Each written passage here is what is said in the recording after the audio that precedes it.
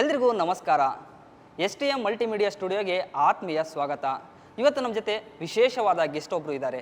ಅವರು AI-ನಲ್ಲಿ ಎಕ್ಸ್ಪರ್ಟ್ ಮತ್ತು ಸೈಬರ್ ಸೆಕ್ಯುರಿಟಿಯಲ್ಲಿ ಸಹ ಅಷ್ಟೇ ಪರಿಣಿತಿಯನ್ನು ಹೊಂದಿದ್ದಾರೆ. ಅವರ ಹೆಸರು ಡಾಕ್ಟರ್ ಉದಯ್ ಶಂಕರ್ ಪುರಾಣಿಕ್ ಅಂತ. ಸರ್, ಕಾರ್ಯಕ್ರಮಕ್ಕೆ ಆತ್ಮೀಯ ಸ್ವಾಗತ ಸರ್. ನಮಸ್ಕಾರ ಸರ್, ಈಗ ಭಾರತದ ಗಡಿ ಭದ್ರತೆಯನ್ನು ಕಾಯೋದಕ್ಕೆ ಒಂದು ಯೋಧರ ಪಡೆ ಅಂತ ಇದೆ ಸರ್. ಬಟ್ ಈ ಸೈಬರ್ ಸೆಕ್ಯುರಿಟಿಯಲ್ಲಿ ಆಗುವ ಥ್ರೆಟ್ಗಳನ್ನು ಸೈಬರ್ ಹೇಗೆ ನಿಭಾಯಿಸುತ್ತೆ ಸರ್? ನೋಡಿ, ಸೈಬರ್ ದಾಳಿಗಳು ಬರೀ ಗಡಿನಲ್ಲಿ ಮಾತ್ರ ಆಗ್ತಾ ಇಲ್ಲ.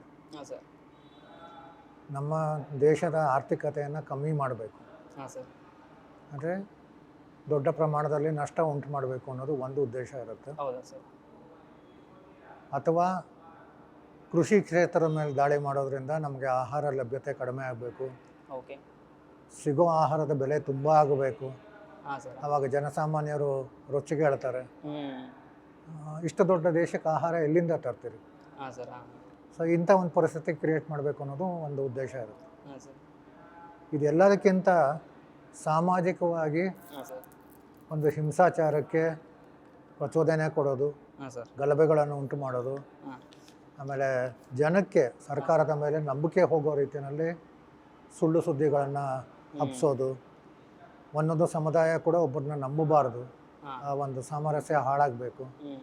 ಇಂಥ ಹಲವಾರು ರೀತಿಯ ಪ್ರಯತ್ನಗಳನ್ನು ನಮ್ಮ ದೇಶದ ಒಳಗಡೆ ಮಾಡೋ ಪ್ರಯತ್ನ ಮಾಡ್ತಾರೆ. ಗಡಿ ಭಾಗದಲ್ಲಿ ಏನು ಅಂತಂದರೆ, ನಾವು ನಮ್ಮ ರಕ್ಷಣಾ ಪಡೆಗಳು ನೀವು ಹೇಳಿದಾಗೆ ಹಗಲು ರಾತ್ರಿ ಕೆಲಸ ಮಾಡ್ತಿದ್ದಾರೆ. ಅವರಲ್ಲಿ ಕೂಡ ಒಂದು ಅವರ ಕುಟುಂಬದವರ ಬಗ್ಗೆ ಅಥವಾ ಅವರ ಆಪ್ತರ ಬಗ್ಗೆ ಏನೋ ದೊಡ್ಡ ಸಮಸ್ಯೆಯಲ್ಲಿ ಸಿಕ್ಕಾಕೊಂಡಿದ್ದಾರೆ ಅನ್ನೋ ರೀತಿಯಲ್ಲಿ ವಾಯ್ಸ್ ಕಾಲ್ ಮಾಡೋದು, ಅಂಥ ವೀಡಿಯೋಗಳನ್ನು ಕಳಿಸೋದು. ಆವಾಗ ಆತ ಕರ್ತವ್ಯದ ಬಗ್ಗೆ ಹೆಚ್ಚು ಗಮನ ಕೊಡೋಕ್ಕಾಗದೆ ತನ್ನ ಮನೆಯವ್ರ ಬಗ್ಗೆ ಯೋಚನೆ ಮಾಡ್ತಾನೆ, ಅಥವಾ ರಜಾ ಹಾಕ್ತಾನೆ, ಅಥವಾ ಏನೋ ಒಂದು ವ್ಯತ್ಯಾಸ ಆಗುತ್ತೆ. ಆ ಒಂದು ಲಾಭವನ್ನು ನಾವು ಪಡ್ಕೋಬೇಕು ಅನ್ನೋದು ಈ ಭಯೋತ್ಪಾದಕರ ಸಂಚಾಗಿರುತ್ತೆ. ದೇಶದ್ರೋಹಿಗಳು ಸೇರ್ಕೊಂಡಿದ್ರೆ ನೋಡಿ, ಇದೆಲ್ಲ ಮಾಡೋರು ಯಾರು? ಕೆಲವು ದೇಶಗಳಿದ್ದಾವೆ, ಅವು ಸೈಬರ್ ಭಯೋತ್ಪಾದಕರಿಗೆ ಅಥವಾ ಸೈಬರ್ ಅಪರಾಧಿಗಳಿಗೆ ಬೇಕಾದಷ್ಟು ದುಡ್ಡು ಕೊಡುತ್ತೆ, ಬೇಕಾದಷ್ಟು ತರಬೇತಿ ಕೊಡುತ್ತೆ, ಮತ್ತು ಬೇಕಾದಷ್ಟು ರಕ್ಷಣೆ ಕೊಡುತ್ತೆ. ಸೊ ಅವೆಲ್ಲ ಪ್ರಾಯೋಜಿಕ ಸೈಬರ್ ದಾಳಿಗಳು ಅಂತೀವಿ. ಅದನ್ನು ಇಂಗ್ಲೀಷ್ನಲ್ಲಿ ಸ್ಟೇಟ್ ಆ್ಯಕ್ಟರ್ಸ್ ಅಂತ. Okay sir. So state actor ಅಂದ ತಕ್ಷಣ ನಮ್ಮಲ್ಲಿ ಸರ್ಕಾರನೇ ಮಾಡಿಸ್ತಿದೆ ಅನ್ನೋ ರೀತಿಯಲ್ಲಿ ಬಂತು. ಅದು ನಮ್ಮ ಸರ್ಕಾರ ಮಾಡಿಸ್ತಿರೋದಲ್ಲ, ನಮ್ಮ ದೇಶದ ವಿರುದ್ಧ ಇರುವಂಥ ದೇಶಗಳು ಇದನ್ನು ಮಾಡ್ತಾಯಿದ್ವಿ. ಬರೀ ನಮ್ಮ ದೇಶ ಅಲ್ಲ, ಎಲ್ಲ ದೇಶಗಳ ಮೇಲೂ ಇದು ಮಾಡ್ತಾಯಿರ್ತೀವಿ. ಎರಡನೇದಾಗಿ, ನಮ್ಮ ಮಿಲಿಟರಿ ರಹಸ್ಯಗಳನ್ನು ತಿಳ್ಕೋಬೇಕು. ಆಮೇಲೆ ನಮ್ಮ ಏನು ವಿಮಾನಗಳು, ನಮ್ಮ ಸಬ್ಮರೀನ್ಗಳು, ನಮ್ಮ ರಕ್ಷಣೆಗೆ ಏನೆಲ್ಲ ನಾವು ಬಳಸ್ತಾ ಇದ್ದೀವಿ, ಅವು ಕೆಲಸ ಮಾಡಿದ ಹಾಗೆ ಅದನ್ನು ನಿಷ್ಕ್ರಿಯಗೊಳಿಸ್ಬೇಕು ಅಥವಾ ಹಾಳು ಮಾಡಬೇಕು. ಇಂಥ ಏನೇನೋ ಪ್ರಯತ್ನಗಳನ್ನು ಮಾಡ್ತಾ ಇರ್ತಾರೆ. ಇದು ನಿರಂತರವಾಗಿ ನಡೀತಾ ಇದೆ.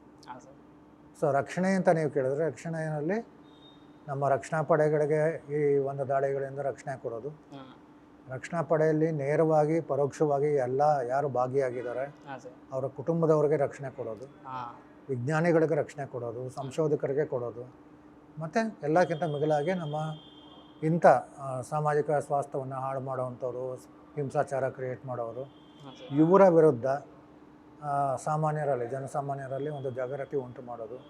ಇಂಥ ಎಲ್ಲ ಪ್ರಯತ್ನಗಳನ್ನು ಸರ್ಕಾರ ಮಟ್ಟದಲ್ಲಿ ಮಾಡ್ತಾನೇ ಇದೆ. ಅದು ದೇಶಾದ್ಯಂತ ಮಾಡ್ತಾಯಿದೆ, ರಾಜ್ಯಾದ್ಯಂತ ಕೂಡ ಮಾಡ್ತಾ ಇದೆ. ಇನ್ನು ಜಾಸ್ತಿ ಜನರಲ್ಲಿ ಜಾಗೃತಿ ಉಂಟಾದರೆ ಎಷ್ಟೋ ಅಪರಾಧಗಳನ್ನು ತಡಿಲಿಕ್ಕೆ ಸಾಧ್ಯ ಆಗಿದೆ. ಯಾಕಂದರೆ ಈಗ ಮೊದಲಂಗೆ ಜನ ನಂಬಲ್ಲ ಅಂತ ಗೊತ್ತಾಗಿದೆ. ಅವೇರ್ನೆಸ್ ಜಾಸ್ತಿ ಆದಾಗೆಲ್ಲ ಅನುಮಾನ ಪಡ್ತಾರೆ, ಇದನ್ನೆಲ್ಲ ನಂಬಲ್ಲ ಅಂತ ಗೊತ್ತಾದಾಗ ಅಂಥ ದಾಳಿ ಮಾಡೋರು ಕೂಡ ಎರಡು ಬಾರಿ ಯೋಚನೆ ಮಾಡ್ತಾರೆ. ಬಟ್ ಯಾರು ತಿಳುವಳಿಕೆ ಇದ್ದಾರಲ್ಲ, ಯಾರು ಎಜುಕೇಟೆಡ್ ಅಂತ ನಾವು ಕರಿತೀವಿ, ದೊಡ್ಡ ದೊಡ್ಡ ಆಫೀಸರ್ಗಳು, ಅವರೇ ಮೋಸ ಹೋಗ್ತಿದ್ದಾರೆ. ಅದು ದುರಂತ. ಅಮಾಯಕರಾದವರು ಸ್ವಲ್ಪ ಎಚ್ಚರಿಕೆ ವಹಿಸ್ತಾ ಇದ್ದಾರೆ. ಈ ವಿಷಯದ ಬಗ್ಗೆ ಗೊತ್ತಿರೋರು ಅವರೇ ಮೋಸ ಹೋಗ್ತದೆ. ಅದೇನೋ ಒಂದು ಕಡೆ ಅವ್ರಿಗೆ ನನಗೇನು ಆಗಲ್ಲ ಅನ್ನೋ ಒಂದು ನಂಬಿಕೆ ಇರ್ಬೋದು, ಅಥವಾ ಆದಾಗ ಏನು ಮಾಡಬೇಕು ಅನ್ನೋದು ಮರ್ತು ಹೋಗ್ಬೋದು, ಗೊತ್ತಿಲ್ಲ ಏನಾಗ್ತಿದೆ ಅಂತ. ಬಟ್ ತಪ್ಪುಗಳು ಮಾಡ್ತಾಯಿದ್ರು. ತಪ್ಪು ಮಾಡ್ತಿರೋದು ಈ ಏನು ಎಜುಕೇಟೆಡ್ ಅಂತ ನಾವೇನು ಕರಿತೀವಿ, ಅವರೇ ಸ್ವಲ್ಪ ಜಾಸ್ತಿ ತಪ್ಪು ಮಾಡ್ತಾಯಿದ್ರೆ ಅದು ನಿಲ್ಲಬೇಕು. ಸರ್, ಈಗ ಇನ್ನೊಂದು, ದೇಶದ ಭದ್ರತೆಗೆ ಧಕ್ಕೆ ಉಂಟು ಮಾಡುವ ಒಂದಷ್ಟು ಎಲಿಮೆಂಟ್ಸ್ ಸಿಗ್ತವೆ ಸರ್. ಆ ಎಲಿಮೆಂಟ್ಸ್ಗಳು ಕೆಲವೇ ಇರ್ತವೆ, ಬಟ್ ಅವು ಉಂಟು ಮಾಡುವ ಪರಿಣಾಮ ತುಂಬ ದೊಡ್ಡ ಮಟ್ಟವು. ಸೊ ಈ ಎಲಿಮೆಂಟ್ಸ್ನ ಪತ್ತೆ ಹಚ್ಚುವ ಕ್ರಮ ಹೇಗೆ ಸರ್? ಪತ್ತೆ ಹಚ್ಚೋದನ್ನ ನೋಡಿ, ಒಂದು ಯಾವುದೇ ಡಿಜಿಟಲ್ ಜಗತ್ತಿನಲ್ಲಿ ನೀವು ಏನೇ ಮಾಡಿ, ಹಾಂ ಸರ್. ಒಂದು ಕಾಮೆಂಟ್ ಮಾಡಿ, ಒಂದು ಇಮೇಲ್ ಕಳಿಸಿ, ಒಂದು ಟ್ರೋಲ್ ಮಾಡಿ, ಹಾಂ ಸರ್. ಅದನ್ನು ಡಿಲೀಟ್ ಮಾಡ್ಬೋದು, ಅದನ್ನು ಖಾತೆನೇ ನೀವು ಕ್ಲೋಸ್ ಮಾಡ್ಬೋದು, ಏನೇ ಮಾಡ್ಬೋದು. ಹಾಂ ಸರ್. ಆ ಡಿಜಿಟಲ್ ಸಿಗ್ನೇಚರನ್ನು ನೀವು ತೆಗಿಲಿಕ್ಕಾಗಲ್ಲ. ಹಾಂ. ನಿಮಗದು ಕಾಣಿಸ್ತಾ ಇರ್ಬೋದು, ಹಾಂ ಸರ್. ಬಟ್ ನೀವು ಡಿಲೀಟ್ ಮಾಡಿದ್ದೀರಾ ಅಂತ, ಹ್ಞೂ. ಬಟ್ ಸರ್ವರಲ್ಲೇ ಮಾಹಿತಿ ಇರುತ್ತೆ. ಹ್ಞೂ. ಸೊ ಯಾರೋ ಎಷ್ಟು ಬರೀ ಅಂತಾರೆ, ಈಗ ಸ್ಕೂಲ್ನಲ್ಲಿ ಬಾಂಬ್ ಬಿಟ್ಟಿದೆ ಅಂತ ಏನೋ ಇಮೇಲ್ ಕಳಿಸ್ತಾರೆ, ಬುದ್ಧಿವಂತಿಕೆ ತೋರಿಸಿ ಯಾವುದೋ ದೇಶದಲ್ಲಿರೋ ಇಮೇಲ್ ಬಳಸಿದ್ದೀವಿ, ಯಾರೋ ಆ ದೇಶದಲ್ಲಿ ಕೂತ್ಕೊಂಡು ಮಾಡಿದ್ದಾರೆ ಅನ್ನೋ ರೀತಿಯಲ್ಲಿ ತೋರಿಸ್ತಾರೆ. ಬಟ್ ಯಾರು ಮಾಡಿದ್ದಾರೆ ಅಂತ ಕಂಡು ಹಿಡಿಲಿಕ್ಕೆ ಸಾಕಷ್ಟು ತಂತ್ರಜ್ಞಾನ ಇದೆ. ನಮ್ಮ ದೇಶದಲ್ಲಿ ಅಂಥ ಅಪರಾಧ ಮಾಡಿದವರು ಕೂಡ ಸಾಕಷ್ಟು ಜನನ ಅವರ ವಿದೇಶದಲ್ಲಿ ಇದ್ದರೂ ಕೂಡ ಅವರನ್ನು ಪತ್ತೆ ಮಾಡಿ ಅವ್ರನ್ನ ಶಿಕ್ಷೆಗೆ ಒಳಪಡಿಸಿದಂಥ ಸಾಕಷ್ಟು ಉದಾಹರಣೆಗಳು. ಸೊ ಇಲ್ಲಿ ನಾನು ಏನು ಹೇಳಲಿಕ್ಕೆ ಇಷ್ಟಪಡ್ತಿದ್ದೀನಿ ಅಂದರೆ, ಕುತೂಹಲಕ್ಕಾಗಿ ಆಗಲಿ ಅಥವಾ ಯಾರೋ ಹೇಳಿದ್ರು ಅಂತಾಗಲಿ ಇಂಥ ಅಪರಾಧಗಳಿಗೆ ನೀವು ಯಾರೇ ಆಗಲಿ ದಯವಿಟ್ಟು ಮಾಡಬೇಡಿ. ಮೊದಲನೇದಾಗಿ ಮಾಡಲೇಬೇಡಿ. ಎರಡನೇದಾಗಿ ಯಾರೋ ಹೇಳಿದ್ರು ಕಂಡುಹಿಡಿಯೋಕ್ಕಾಗಲ್ಲ, ನಮ್ಮ ದೇಶದಲ್ಲಿ ಆ ಸೌಕರ್ಯ ಇಲ್ಲ, ನಮ್ಮಲ್ಲಿ ತಂತ್ರಜ್ಞಾನ ಇಲ್ಲ ಅಂತ ಯಾರೋ ಮಾತಾಡಿದ್ರು ಅಂತ ಅದನ್ನೆಲ್ಲ ನಂಬಿ ನನ್ನೂ ಕಂಡುಹಿಡಿಯೋಕ್ಕಾಗಲ್ಲ ಅಂತ ಇಂಥ ಅಪರಾಧ ಮಾಡಲೇಬೇಡಿ. ಇವತ್ತು ಈ ಜಗತ್ತಿನಲ್ಲಿ ಯಾವತ್ತೇ ಅಂದರೆ ಎಷ್ಟೋ ಜನ ಅಂತಾರೆ 5 ವರ್ಷದ ಮೊದಲು ಮಾಡಿದ್ದು ಗೊತ್ತಾಗುತ್ತೆ, 5 ಅಲ್ಲ 10-15 ವರ್ಷ ಮೊದಲು ಮಾಡಿದ್ದು ಗೊತ್ತಾಗುತ್ತೆ. ಆಮೇಲೆ ಕಾನೂನುಗಳು ತುಂಬ ಕಠಿಣ ಇದೆ. ಯಾಕಂದರೆ ಎಷ್ಟೋ ಜನಕ್ಕೆ ಸೈಬರ್ ಕಾನೂನುಗಳ ಬಗ್ಗೆ ಗೊತ್ತೇ ಇಲ್ಲ. ಶಿಕ್ಷೆಗಳು ತುಂಬ ಇದೆ, ದಂಡ ತುಂಬ ಇದೆ. ಆಮೇಲೆ ಮೊದಲೇನು ನಮ್ಮ CRPC ಅಂತ ಇತ್ತು, ಕ್ರಿಮಿನಲ್ ಕಾಯ್ದೆಗಳು, ಅದೀಗ ಭಾರತ ನ್ಯಾಯ ಅಂತ ಹೇಳಿ ಕಾನೂನುಗಳು ತಂದಿದ್ದಾರೆ. CRPCನಲ್ಲಾದರೂ ಸ್ವಲ್ಪ ಇವರಿಗೆ ಒಂದು ಸ್ವಲ್ಪ ಕಡಿಮೆ ಶಿಕ್ಷೆ ಅಥವಾ ಕಡಿಮೆ ದಂಡ ಆಗೋ ಸಾಧ್ಯತೆ ಇತ್ತು, ಯಾಕಂದರೆ ಹಳೆ ಕಾಯ್ದೆಗಳು. ಈಗಿನ ಭಾರತ ನ್ಯಾಯ ಕಾಯ್ದೆಗಳಲ್ಲಿ ತುಂಬ ಉಗ್ರವಾದ ಶಿಕ್ಷೆ ಇದೆ. ಎಷ್ಟೋ ಜನಕ್ಕೆ ತಿಳುವಳಿಕೆ ಇಲ್ಲ. ಹೀಗಾಗಿ ಯಾರನ್ನ ಈಗ ನೋಡಿ ಸುಮ್ಮನೆ ಯಾರನ್ನ ಟ್ರೋಲ್ ಮಾಡ್ತಾರೆ. ಮಹಿಳೆಯರನ್ನು ಟ್ರೋಲ್ ಮಾಡಿದ್ರು ಅಂದರೆ ಮಹಿಳೆಯರು ಒಂದೇ ಒಂದು ದೂರು ಕೊಟ್ಟರು ಸಾಕು, ಉಗ್ರವಾದ ಕ್ರಮ ತಗೊಳ್ತಾರೆ. ಎಷ್ಟೋ ಕಡೆ ಗೊತ್ತಿಲ್ಲ, ನಾವು ದೂರು ಕೊಡ್ಬೋದು ಅಂತ ಗೊತ್ತಿಲ್ಲ. ಯಾರೋ ಟ್ರೋಲ್ ಮಾಡಿದ್ರೆ ಅಯ್ಯೋ ಬ್ಲಾಕ್ ಮಾಡು, ನೀವು ಒಂದ್ಸಲಿ ಬ್ಲಾಕ್ ಮಾಡ್ತೀರಾ, ಮತ್ತೆ ಅವರ 10 ಕಡೆಯಿಂದ ಟ್ರೋಲ್ ಮಾಡ್ತಾರೆ, ಯಾವ್ಯಾವುದೋ ಗ್ರೂಪಲ್ಲಿ ಹಾಕೊಂತಾರೆ, ತೀರಾ ಕೆಳಮಟ್ಟದ ಭಾಷೆ ಬಳಸ್ತಾರೆ. ಇವ್ರಿಗೆ ಏನಂದರೆ ನಾವು ಏನು ಇಷ್ಟೆಲ್ಲ ಮಾಡಿದ್ರು ಇವ್ರೇನೂ ಮಾಡ್ತಾ ಇಲ್ಲ. ಬಟ್ ಕಾನೂನು ತುಂಬ ಕಷ್ಟನೂ ಆಯ್ತು. ಎಲ್ಲಿ ದೂರು ಕೊಡೋದು? ಎಷ್ಟೋ ಜನ ಅಂತಾರೆ ಪೊಲೀಸ್ ಸ್ಟೇಷನ್ಗೆ ಹೋಗ್ಬೇಕಾ, ಕೋರ್ಟ್ ಕಚೇರಿ ಅಂತ ಓಡಾಡಬೇಕಾ? ಖಂಡಿತ ಇಲ್ಲ. ಭಾರತ ಸರ್ಕಾರ ಒಂದು ಹಾಟ್ಲೈನ್ ಕ್ರಿಯೇಟ್ ಮಾಡಿದೆ, 1930 ಅಂತ. 1930 ಅದು ಇಡೀ ದೇಶಾದ್ಯಂತ ಯಾರೇ ಬೇಕಾದರೂ ಈ ಸೈಬರ್ ಅಪರಾಧ ನಡೆದ್ರೆ, ಯಾರೇ ಒಬ್ಬರು ಒಂದು ಟ್ರೋಲ್ ಮಾಡಿದ್ರೆ, ಅಸಭ್ಯ ಭಾಷೆ ಬಳಸಿದ್ರೆ, ಹಣ ಮೋಸ ಮಾಡಿದ್ರೆ, ಏನೇ ಮಾಡಿದ್ರು ಕೂಡ 1930 ಫೋನ್ ಮಾಡಿ ನೀವು ದೂರು ಕೊಡ್ಬೋದು, ಸಮಸ್ಯೆಯನ್ನು ಅಲ್ಲಿ ತಿಳಿಸ್ಬೋದು. ಅದು national cyber crime reporting portal ಅಂತಿದೆ, ಅದು ಜಾಲತಾಣ ಇದೆ, ಗೂಗಲ್ನಲ್ಲಿ ನೀವು ನೋಡ್ಬೋದು. ಅಲ್ಲಿ ಕೂಡ ನೀವು ದೂರು ಕೊಡ್ಬೋದು. ಇದು ಯಾಕೆ ಮುಖ್ಯ ಆಗುತ್ತೆ ಅಂದರೆ, ಭಾರತೀಯರು ಯಾವುದೇ ದೇಶದಲ್ಲಿ ಉದ್ಯೋಗಕ್ಕೆ ಸಂಬಂಧಪಟ್ಟಾಗಿರ್ಬೋದು ಅಥವಾ ಪ್ರವಾಸಕ್ಕೆ ಹೋಗಿರ್ಬೋದು, ಅಲ್ಲಿ ಅವರಿಗೆ ಮೋಸ ಆಗ್ಬೋದು. ಸೊ ಆ ದೇಶದಲ್ಲಿ ಯಾವ ಪೊಲೀಸು ಎಲ್ಲಿ ಹುಡುಕೋದು ಅಂತ ಎಷ್ಟೋ ಜನ ಸುಮ್ಮನೆ ಆಗ್ತಾರೆ. ಇದಕ್ಕೆ ಈ ಪೋರ್ಟಲಲ್ಲಿ ಏನು ಮಾಡಿದ್ದಾರೆ ಅಂದರೆ, ನೀವು ಈ ಜಗತ್ತಿನಲ್ಲಿ ಎಲ್ಲೇ ನಿಮ್ಗೆ ಅನ್ಯಾಯ ಆದರೂ ಕೂಡ ನೀವು ಈ ನಂಬರ್ ಕರೆ ಮಾಡ್ಬೋದು. ಅಕಸ್ಮಾತ್ ನಂಬರ್ ಕರೆ ಮಾಡೋಕ್ಕಾಗಲಿಲ್ಲ, ನೀವು ಡೈರೆಕ್ಟಾಗಿ ಆ ವೆಬ್ಸೈಟಿಗೆ ಬಂದು ನಿಮ್ಮ ದೂರನ್ನು ಕೊಡ್ಬೋದು. ಅಲ್ಲಿ ನೀವು ಅಂತ ದೃಢೀಕರಣ ಮಾಡೋಕ್ಕೆ ನಿಮ್ಮ ಆಧಾರ್ ನಂಬರ್ ಕೇಳುತ್ತೆ. ಆಧಾರ್ ನಂಬರ್ ಇದೆ. ಯಾಕಂದರೆ ಫೇಕ್ ಕಂಪ್ಲೇಂಟ್ಸ್ ಬರಬಾರ್ದು. ಎಷ್ಟೋ ಜನ ಹತ್ರ ಕಂಪ್ಲೇಂಟ್ ಕೊಟ್ಟು ಏನಾಗಲಿಲ್ಲ. ಸೊ ಇಲ್ಲಿ ಈ ಪೋರ್ಟಲಲ್ಲಿ ನೀವು ಕಂಪ್ಲೇಂಟ್ ಕೊಟ್ಟಿದ್ದೇ ಆದರೆ ನಿಮಗೆ 24 ಗಂಟೆನಲ್ಲಿ SMS ಬರುತ್ತೆ. ನಿಮ್ಮ ದೂರನ್ನು ಯಾವ ತನಿಖಾಧಿಕಾರಿ, ಅವರ ಹೆಸರು, ಅವರ ಯಾವ ಠಾಣೆಗೆ ಸಂಬಂಧಪಟ್ಟವರು ಮತ್ತು ಅವರ ಫೋನ್ ನಂಬರ್, ತನಿಖಾಧಿಕಾರಿಗಳ ಬಗ್ಗೆ ಯಾರು ಕೇಸ್ ಮಾಡ್ತಿದ್ದಾರೆ ಅನ್ನೋದ್ರ ಬಗ್ಗೆ ಎಲ್ಲ ಬರುತ್ತೆ, ಯಾರು ಇನ್ವೆಸ್ಟಿಗೇಷನ್. ಆಮೇಲೆ ಎರಡನೇದಾಗಿ ದೂರು ಕೊಟ್ಟ ನಂತರ ಎಷ್ಟೋ ಜನ ಅಂತಾರೆ, ನಮ್ಗೆ ಅವರು ಫೋನ್ ಮಾಡಿದ್ರು, ಇವ್ರು ಫೋನ್ ಮಾಡಿದ್ರು, ನಾವು ಇದೆಲ್ಲ ಬಗೆಹರಿಸ್ಕೊಡ್ತೀವಿ, ದುಡ್ಡು ಕೊಡಿ ಅಂದರು. ಇಂಥ ದಯವಿಟ್ಟು ಯಾರನ್ನು ನಂಬಿ ಮೋಸ ಹೋಗಬೇಡಿ. ಯಾಕೆ SMS ಕಳಿಸ್ತಾರೆ ಅಂದರೆ, ತನಿಖಾಧಿಕಾರಿ ಯಾರು, ಅವ್ರ ಫೋನ್ ನಂಬರ್ ಯಾವುದು, ಅವ್ರ ಹೆಸರೇನು ಅಂತ ಯಾತಕ್ಕೆ ಕೊಡ್ತಾರೆ ಅಂದರೆ, ಅಕಸ್ಮಾತ್ ಅವ್ರೇನಾದ್ರು ನೀವು ಕರೆ ಮಾಡಿದ್ರೆ ಯಾವ ಪೊಲೀಸ್ ಸ್ಟೇಷನ್ನು, ಯಾವ ಅಧಿಕಾರಿ, ಯಾವ ಹುದ್ದೆ, ಅವ್ರ ಫೋನ್ ನಂಬರ್ ಹೌದಾ ಅಲ್ವಾ ಅನ್ನೋ ನಿಮ್ಗೆ ಗೊತ್ತಿರಲಿಲ್ಲ. ಯಾರ್ಯಾರೋ ಫೋನ್ ಮಾಡಿದ್ರೆ ದಯವಿಟ್ಟು ಮೋಸ ಹೋಗ್ಬೇಡಿ ಅನ್ನೋಕ್ಕೆ ಅದನ್ನು ಮಾಡಿದ್ದಾರೆ. ತುಂಬ ದೂರುಗಳು ಬರ್ತಿದೆ, ಮೊದಲಿಗಿಂತ ತುಂಬ ದೂರುಗಳು ಬರ್ತಿದೆ. ದೂರುಗಳು ಹೆಚ್ಚಾಗಿದಾವೆ. ಹಾಂ, ಆಮೇಲೆ ಜನಕ್ಕೆ ಪರಿಹಾರನೂ ಸಿಗ್ತಿದೆ. ಹಾಂ ಸರ್. ಕೆಲವುದು ಸಮಯ ತಗೊಳತ್ತೆ, ಯಾಕಂದರೆ ನೋಡಿ ಎಷ್ಟೋ ಜನ ದೂರು ಕೊಡೋದ್ರಲ್ಲಿ ಲೇಟ್ ಮಾಡ್ತಾರೆ. Okay okay sir. ತುಂಬ ದಿನ ಆದ್ಮೇಲೆ ದೂರು ಕೊಡ್ತಾರೆ. ಒಂದು ಗಂಟೆಯಲ್ಲಿ ದೂರು ಕೊಡಿ. ಈಗ ಯಾರೋ ಒಬ್ಬರು ಮೋಸ ಮಾಡಿದ್ರು, ದುಡ್ಡು ಹೋಯಿತು, ಬರೀ 1 ಗಂಟೆಯಲ್ಲಿ ದಯವಿಟ್ಟು ದೂರು. ಸರ್, ಈಗ ಸಾಮಾನ್ಯವಾಗಿ ತಂತ್ರಜ್ಞಾನ ಬಳಸಬೇಕಾದ್ರೆ ಸಾರ್ವಜನಿಕರು ಏನು ಮಾಡ್ತಾರೆ ಅಂದರೆ ವೆಬ್ಸೈಟ್ಗೆ ಹೋಗ್ತಾರೆ. ವೆಬ್ಸೈಟ್ ಅದು ಒಂದೇನೋ ಕೇಳುತ್ತೆ, ಅದಕ್ಕೆ ಆಕ್ಸೆಸ್ ಕೊಟ್ಬಿಡ್ತಾರೆ. ಅಥವಾ ನಾವು ಇಮೇಲ್ ಇದನ್ನು ಕೊಟ್ಬಿಡ್ತೀವಿ, ಅಥವಾ ಕ್ರೋಮ್ ಮೂಲಕ ನಮ್ಮ ಅಡ್ರೆಸ್ ಕೊಟ್ಬಿಡ್ತೀವಿ. ಸೊ ಈ ಅಡ್ರೆಸ್ ಕೊಡೋದ್ರಿಂದ ಆಗುವ ಅಪಾಯ ಏನೆಲ್ಲ ಇದೆ ಸರ್? ವಿಶ್ವಾಸಾರ್ಹ ವೆಬ್ಸೈಟ್, ಹಾಂ ಸರ್, ನಿಮಗೆ ನಿಜವಾಗ್ಲೂ ನಂಬಿಕೆ ಇದೆ. ಥರ್ಡ್ ಪಾರ್ಟಿ ಆ್ಯಪ್ಗಳನ್ನು ಇನ್ಸ್ಟಾಲ್ ಮಾಡೋದ್ರಿಂದ, ಥರ್ಡ್ ಪಾರ್ಟಿ ಆ್ಯಪ್ಗಳಲ್ಲೂ ಕೂಡ ನೋಡಿ ಒಳ್ಳೆ ಪ್ರಶ್ನೆ ಕೇಳಿದ್ರೆ ಎಷ್ಟೋ ಜನ ಆ್ಯಪ್ ಡೌನ್ಲೋಡ್ ಮಾಡ್ಕೊತಾರೆ, ಅದು ಏನೇನು ಪರ್ಮಿಷನ್ ಕೇಳುತ್ತೆ ಅಂತ ಕೂಡ ನೋಡಲ್ಲ.